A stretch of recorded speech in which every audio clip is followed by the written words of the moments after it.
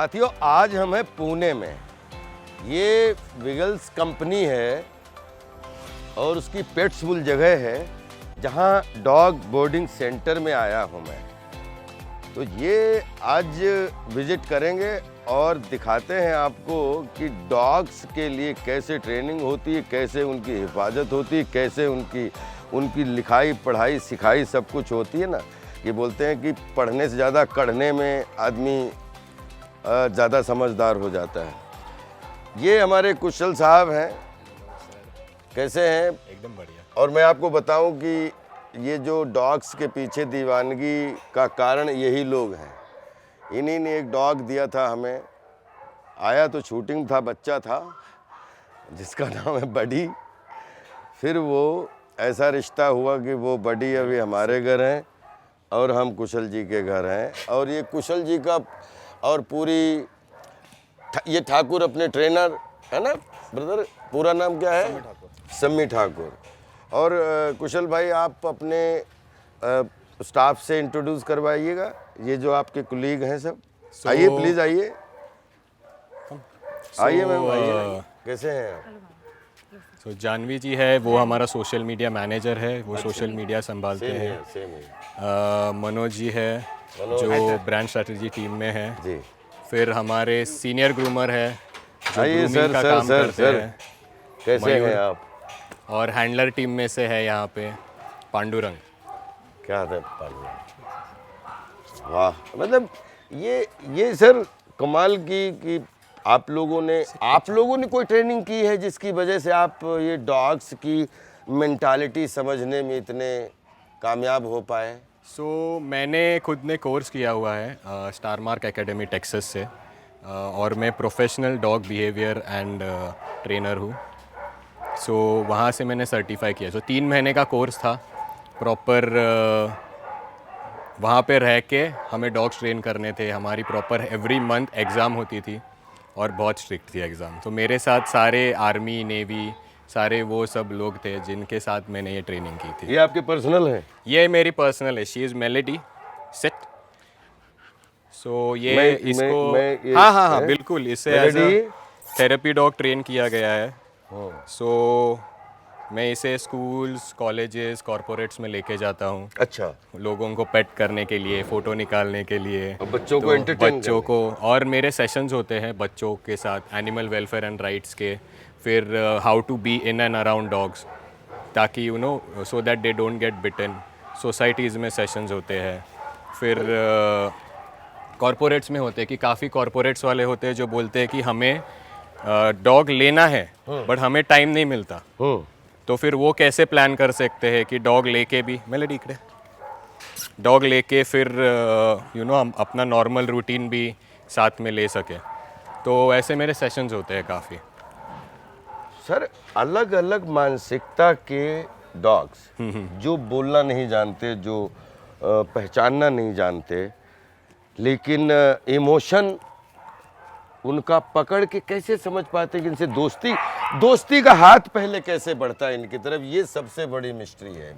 सबसे पहले हम कभी भी, अभी मैं स्कूल में भी जाता हूँ सेशन लेने। बैठ सकते हो आप? हाँ, मैं लो सिट। यहाँ बैठ सकते हैं पपी। और अपना सब ठीक है ना, मतलब देखना साउंड वाउंड सब करेक्ट आए तो सुनाई देना। एक बात बताओ आप, मैंने आपसे बहुत देर बात की। दोस्तों, जैसा कि मैंने बताया है कि आज मैं पेट्सबुल में बैठा हूँ। ये विगल्स कंपनी ना, विगल्स कंपनी के पेट्सबुल एरिया में जहाँ डॉग बोर्डिंग होती है, वहाँ पे हम लोग बैठे हैं। और वहाँ के हमारे one of the best trainer जो है हमारे कुशल साहब बैठे हैं। और मैं आज कुछ जो एज एन एक्टर नहीं, एज ए ह्यूमन बीइंग मेरे भी मन में प्रश्न उठते हैं, वो मैं भी सब प्रश्न पूछूंगा। और हो सकता है उन प्रश्नों के उत्तर के माध्यम से आप लोगों को भी अपने अपने अंदर जो प्रश्न है उनके उत्तर मिल जाए। मुझे एक बात बताइए आप कि कोई आदमी पायलट बनना चाहता है, कोई आदमी कहता है मैं फिल्म इंडस्ट्री में जाऊंगा, कोई कह रहा है मैं खेल इंडस्ट्री में जाऊँ, कोई एविएशन में, कोई उद्योग में। कुशल, कैसे मन में आपके कि आपकी कौन सी पहली ऐसी मुलाकात ऐसी हो गई जिसकी वजह से आपको लग रहा हो कि नहीं यार, अब हमें जीवन इनके लिए बिताना है? तो सबसे पहले तो मतलब मेरा बैकग्राउंड जानोगे तो मतलब बहुत लोग मुझे पूछते हैं ये सब करके आप ये फील्ड में कैसे आ गए। तो मैं खुद एक MBA इन ऑपरेशंस हूँ कार्डिफ यूनिवर्सिटी में। I have graduated from Cardiff university. UK में रहा हूँ 1.5 साल के लिए। अच्छा। सब करके वापस इंडिया आके अच्छी MNC में जॉब कर रहा था। बट देन डॉग्स तो बचपन से ही थे हमारे साथ। मेरे डैड के फ्रेंड है, मैंने उनको बोला कि थोड़े दिन जो हमारा नॉर्मल रूटीन था मेरा मम्मी डैडी का वो थोड़ा चेंज हो, उसके लिए मैंने उनको पूछा, डैड के फ्रेंड जो थे, कि मैं थोड़े दिन के लिए आपके, उनके पास बहुत सारे डॉग्स हैं, तो एक डॉग आपके थोड़े दिन के लिए घर पे लेके जा सके क्या, हमारा नॉर्मल रूटीन चेंज करने के लिए। तो तब फिर मेलेडी आई मेरे लाइफ में, हमारी फैमिली में। तो उसके बाद फिर उसको ट्रेन कैसे करना है अब और अच्छी तरीके से कैसे रख सकते हैं, इसका रिसर्च सब चालू था। तो फिर वो उनके साथ में जॉब ही फिर मतलब दूसरा तो फिर हाँ, तो फिर अभी सीखना है तो फिर अच्छे इंस्टीट्यूट से सीखना था। तो सबसे बेस्ट कहाँ थी, तो US में काफ़ी सारे इंस्टीट्यूट्स हैं। अच्छा। तो वैसे मैं फिर US गया फिर सीखने, और फिर प्रॉपर ट्रेन होके आके फिर यहाँ पे अभी तो वहाँ ट्रेनिंग पे चालू। जैसे फॉरेन में पेट्स के बारे में प्रॉपर इनके बिहेव, इनके इमोशन और इनकी लैंग्वेज प्रॉपर सिखाते हैं। हाँ, पप्पी से लेकर एकदम ओल्ड डॉग तक आप कैसे करें, क्या उनका बिहेवियर होता है, उनकी बॉडी लैंग्वेज के हिसाब से आप अंडरस्टैंड करें, उसका प्रॉपर आपको every day in day out theory भी और प्रैक्टिकल, ये दोनों चीज़ें सिखाते हैं। उसमें मतलब कोई जानवर को, एनिमल, किसी को टॉर्चर नहीं किया जाता, मतलब उनको इस ट्रिक से सिखाते हैं कि उनको मारना पीटना ना पड़े, या मारते भी हैं? नहीं, मारना पीटना हमारे यहाँ बिल्कुल नहीं होता। तो जो भी है हम with the help of the leash सिखाते हैं। सो अभी हमारा जो ट्रेनिंग होता है वो मैक्सिमम हम बोलते हैं balance dog training techniques. Balance dog training techniques, उसमें अलग अलग ट्रेनिंग के टेक्निक्स होते हैं। जैसे पॉजिटिव रीइंफोर्समेंट हो गया, जो कि आप ट्रीट्स देते हो या प्रेज करते हो, ये सब सारा पॉजिटिव रीइंफोर्समेंट। फिर नेगेटिव पनिशमेंट, पॉजिटिव पनिशमेंट, ये सब उसके अलग अलग भाग है। तो ये सब हम मिलके, तो उनको पता लग जाता है कि इनका पनिशमेंट है अभी। हाँ, मतलब उनको नहीं पता लगता, बट हमें पता है कि ये जो ट्रेनिंग का टेक्निक है वो इस हिस्से में आता है। बट हाँ, वो हमें अब ये पता है कि जब भी कोई नया डॉग आता है तो ये किस तरीके से सीखेगा, ज़्यादा पॉजिटिव से सीखेगा या और बाकी कुछ टेक्निक्स हमें यूज़ करके सिखाना होगा। बट यूजुअली तो इन सब कॉम्बिनेशन में ही हम एक साथ सब मिलके ही सिखाते हैं। और सच में मेरी बात मानो तो मेरी ट्रेनिंग जो है वो डॉग्स के लिए कम और पेरेंट्स के लिए ज़्यादा होती है। क्या बात कर रहे हो? क्योंकि मैक्सिमम मेरे जो हमने जो देखे हैं बिहेवियर ज़्यादा माता पिता को सिखाने की ज़रूरत नहीं है। तो हमारे मैक्सिमम ट्रेनिंग में क्या होता है कि जब हम देखते हैं ना कि काफ़ी सारी गलतियां पेट पेरेंट ने की हुई होती है, वो क्या जानबूझ के नहीं करते, बट कैसे उन्हें पता नहीं होता ना डॉग बिहेवियर के बारे में, उस वजह से वो करते हैं और उसके वजह से वो जो बिहेवियरल इश्यूज है वो डेवलप हो जाते हैं। तो मेरा जो मैक्सिमम टाइम जो ट्रेनिंग होता है वो मुझे पेट पेरेंट को ही समझाना होता है कि आपको ये चीज़ ऐसे आप करोगे। तो जैसे अब सिंपल एक एग्जांपल देता हूँ, काफ़ी डॉग्स हमारे पास आते हैं जंपिंग बिहेवियर के लिए कि भाई मेरा डॉग जो भी आता है घर पे तो जंप करता है उसके ऊपर। ये जो किस्सा है कि जैसे कोई गेस्ट आते हैं, कुछ लोग इनसे कंफर्टेबल होते हैं, कुछ इनसे देख के ही मतलब दरवाज़ा बंद करके बाहर निकल जाते हैं कि उसको पहले अंदर कमरे में करो तब मैं आऊँगी या आऊँगा। तो उसके लिए मतलब क्या अपन टैक्टिस लगाते हैं जो ट्रिक की, ताकि अगर कोई मेहमान आए तो इनको पता लग जाए मेहमान है, उससे कैसे बिहेव करना है? तो ट्रेनिंग वाइज तो मैं बोलूँगा, जैसे हम जंपिंग बिहेवियर का बोल रहे थे, ट्रेनिंग वाइज तो मैं आपको बता दूंगा, प्रॉपर डेमो दे दूंगा। बट जो मैं बिहेवियर की बात कर रहा था कि ये बिहेवियर डेवलप कैसे होता है, तो कैसे होता है, पपी स्टेज में जब भी हम घर पे आते हैं तो पपी क्या करता है, आके हमारे पास कूद जाता है। हाँ, ठीक है? मैंने भी देखा मेरे ऊपर, आपने जैसे वो तो बड़ा डॉग था ना, पर अभी पपी स्टेज में जब आते हैं तो क्योंकि ये आदत जो है ना वो पपी स्टेज से ही लगती है। तो जब वो ऐसे कूदता है और हम क्या करते हैं, इतना क्यूट और एक कितना प्यारा बच्चा है, कितना मस्त है, जो है वो उसकी अनवांटेड बिहेवियर को रिवॉर्ड कर रहे हैं कि कूदने पे लाड प्यार मिल रहा है। तो उसके मेमोरी में यही बैठा है कि ये करने से लाड प्यार मिलता है। बट वो जैसे जैसे बड़ा होने लगता है तभी वो बिहेवियर अनवांटेड होते, क्योंकि अभी हमें उसका हाँ वजन जो है वो नहीं हम झेल पाते। correct. सही है, तो फिर तभी आते हमारे पास, अरे यार ये सबके ऊपर कूदता है। हाँ। तो मैंने बोला आपने ये किया था बचपन में? तो बोले हाँ हमने किया था। तो बोले बड़ा फिर अच्छा लगता है गलती कि किसकी बच्चे है? की तरह गोद में ले रहा है, या इसका आना चाहता है, देखो कैसा तो हमारा यहाँ जो अब ट्रेनिंग की बात हो गई, तो हम प्लेस बेड है या क्रेट ट्रेनिंग है, ये हम डॉग को सिखाते हैं कि जब भी बेल बजे तो हम कमांड देते हैं प्लेस या फिर क्रेट कमांड। तो डॉग जाके वहाँ पे रुकता है कि ओके वो आएगा बंदा, फिर बंदा आके बैठने के बाद फिर हम उसे बोलते हैं कि अब जाके आप बंदे को मिल सकते हो जी। और बंदे को हम क्या करेंगे कि कोई भी आए हैं गेस्ट हैं उनको ट्रीट्स दे सकते हैं, और उनको कहना है कि उनको नीचे देना है, ऐसे ऊपर नहीं देना है ताकि वो कूदे ना। ठीक है, नीचे दे के फिर पेट कर सकते हैं आप, सहला सकते हैं। ओ अच्छा अच्छा। तो उसके वजह से क्या है कि उसका जंपिंग बिहेवियर, क्योंकि इसे हम कहते हैं डबल पॉजिटिव रीइंफोर्समेंट, खाना भी मिल रहा है और लाड भी हो रहा है। खाने से मुझे याद आया भाई, ये मेरा भी प्रश्न है बहुत ज़्यादा कि मैं गांव से लेके जो गांव में स्ट्रीट डॉग्स हैं या जो लोगों के फार्म पे पले हुए हैं, हमारे घर पे भी 2-4 हैं, फिर उसके बाद में जब शहर में आते हैं तो जिस घर में डॉग रहता है तो वहाँ के घर का जो भी मालिक या मालकिन हो, उसकी खुद की थेरी होती है या ये जनरल थेरी है कि कोई कहता है दूध रोटी नहीं देना चाहिए, कोई कह रहा है नहीं नहीं सिर्फ यही देना चाहिए, वो कह रहे हैं नहीं नहीं मसाले वाला दे नहीं सकते, नमक वाला दे नहीं सकते। हमारी फिल्म सिटी में वहाँ पे 100 डॉग घूमते हैं, 100 शूटिंगें होती हैं, जो खाने को मिले सब बिंदास खाते हैं, सब मतलब एंजॉय करते हैं। तो ये क्या चक्कर है कि क्या खिलाना चाहिए क्या नहीं खिलाना चाहिए? कोई किसी के यहाँ खूब क्या बोलते हैं मसाले वाली चिकन मटन वो सब्जी सब खाते हैं डॉग, किसी के यहाँ रोटी भी नहीं खाते हैं डॉग। अब जैसे हमारी वाइफ ने एक दिन मैं उसको रोटी और वो देने लगा था तो वो बोली नहीं खाएगा ये, और वाकई उसको देता रहा मैं, उसने खाया ही नहीं। तो ये खाने का क्या सिस्टम है, इसको आप विस्तार में बताओ, मैं सुनना चाहता हूँ। खाने का कैसे है कि हमारा जैसे आप बोल रहे हो कि हम कोई डॉग्स को कुछ भी दे तो वो खाते हैं। अभी फिल्म सिटी के जो आप डॉग बोल रहे हो उनको बचपन से ही आदत है, तो उनकी इम्यूनिटी क्या है वो बिल्टअप हो चुकी है। राइट। जो अब हम घर पे जो डॉग्स हैं हमारे, उनको कैसे है कि जितना आप मसालेदार दोगे, सॉल्ट नमक जो है वो अगर ज़्यादा दोगे तो उसके वजह से उनके कोट पे इफ़ेक्ट होता है। जैसे हम भी अगर हेल्दी फूड ना खाए तो फिर मोटापा आएगा, वो सब चीज़ें, तो उनमें भी वैसे ही है कि शेडिंग ज़्यादा होने लगती है, बाल झड़ने लगते हैं, कलर ज़्यादा उठ के नहीं दिखेगा। तो अगर हम उन्हें हेल्दी फूड दें तो उसका क्या है कि उनके हेल्थ पे भी अच्छा इफ़ेक्ट होगा और उनकी लाइफ भी है वो भी बढ़ेगी ज़्यादा। अच्छा, उनके बिहेव उनका जो एटीट्यूड है उस पर भी फर्क?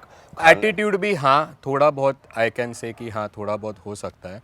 काफ़ी पेट पेरेंट्स मुझे पूछते हैं कि डॉग फूड देना चाहिए या घर का खाना भी दे सकते हैं।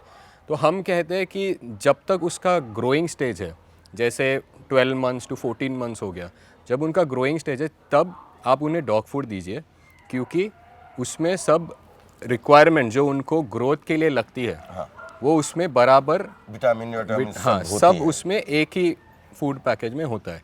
ये आप अगर नेचुरल होम कुक्ड में अगर देने जाओ तो आप कितना मॉनिटर करोगे कि भाई इतना विटामिन डालना है, इतना उसको ये लगता है, अलग अलग कोड सप्लीमेंट लगते हैं ये डालना, तो ये आपको थोड़ा प्रॉब्लम हो सकता है। तो उसके वजह से क्या है कि डॉग फूड दोगे तो वो कंप्लीट बैलेंस न्यूट्रिशन हो जाता है। फिर उसके बाद आफ्टर 14 मंथ्स आप एक टाइम डॉग फूड दे के एक टाइम होम कुक्ड फूड, ऐसे आप बैलेंस आउट कर सकते हो।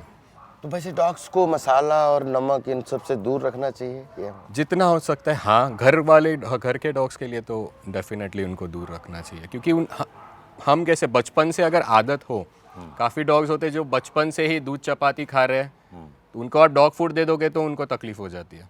ऐसे भी होता है क्योंकि वो इतना हाई प्रोटीन जो है वो डाइजेस्ट नहीं कर पाते। करेक्ट। तो उस हिसाब से अगर बचपन से आप उनको आदत लगाते हो तो मैं तो रिकमेंड करूँगा कि आप उनको डॉग फूड जितना दो नमक और उतना मसाले से अच्छा, दूर नमक रखो और आप। मसाले से दूर रखना। नमक मसाले में मतलब अलग अलग जब इंसानों की बीमारियां हो सकती हैं तो डॉग्स को भी हो सकती हैं।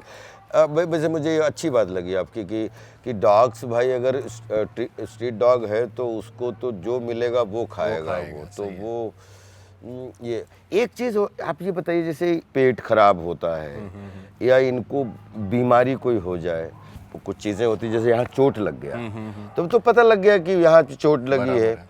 अब अंदर कोई बीमारी, जैसे इंसान को साल भर बाद पता लगती है कि हमारे कोई बीमारी है अंदर, तो इनके अंदर अगर कोई मतलब जैसे होता है तो वो कैसे अंदाज़ा लग जाता है आप लोगों को? क्योंकि आप तो जो और आप मेरी क्यूरियोसिटी Right, समझ रहे कि ये डॉग बीमार है, ये डॉग बीमार नहीं है। कैसे होता है यूजुअली, तो हम डॉग की अभी हमारे साथ रहते हैं तो रेगुलर एक्टिविटी क्या है ये हमें पता होती है। राइट।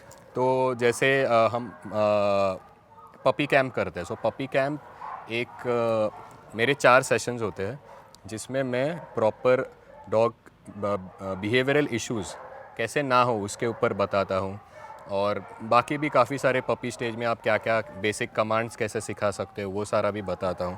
तो बड़ी जो है वो हमारा पपी कैंप का ग्रेजुएट है। ओके अच्छा। तो फिर उसमें एक चीज़ हम क्या बताते हैं कि आप हर रोज़ डॉग को मेलो get up, come on get up get up get up get up, चलो उठा, चलो गेट अप, यस। तुरंत एक्सपेरिमेंट। वाह। सो हर रोज़ जो है कि आप अपने डॉग को हाँ। सारा चेक करना है, कान चेक करने हैं, राइट। ठीक है, उसके दांत चेक करने हैं, कि मतलब कुछ गड़बड़ ना हाँ, हो। कुछ गड़बड़ ना है। हाँ। आप फिर उसके ब्लड सर्कुलेशन सही से चल रहा है कि नहीं, फिर उसके पॉज चेक करने हैं।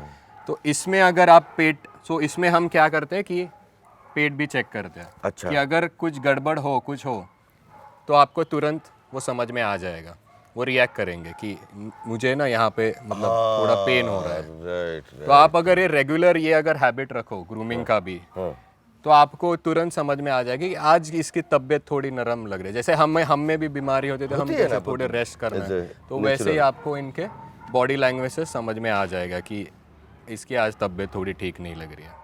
कोई ऐसी घटना बताओ आप जिसमें आपको जैसे डॉग्स के लिए, जानवर्स के लिए, या आपके दिल में कोई जैसे आवाज़ उठानी पड़ी हो कि नहीं यार मुझे इसके लिए करना है, या प्लीज़ ये मत करो, ऐसा कोई मतलब हो? क्योंकि आप देखते हो कि देश में हम अभी काफ़ी एनजीओ से जुड़े हैं, ऐसे ऐसे केस। इनफैक्ट हमारे यहाँ भी मेरे कलीग्स ने भी कितने सारे डॉग्स ऐसे अडॉप्ट किए हुए हैं। राधा नाम की डॉग है हमारे पास। अच्छा।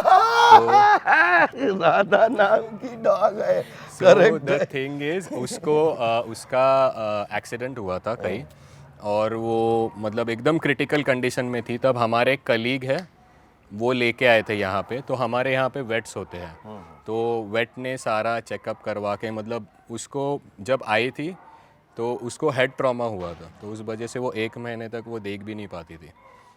तो फिर उसको प्रॉपर मतलब शी वॉज ऑलमोस्ट, बोलते ना कि अबाउट टू डाई, और फिर उसमें से उसको निकाल के फिर अभी आप उसे मिलोगे तो मैं आपको मिलाऊंगा राधा को, अभी एकदम मस्त हो गई है एकदम।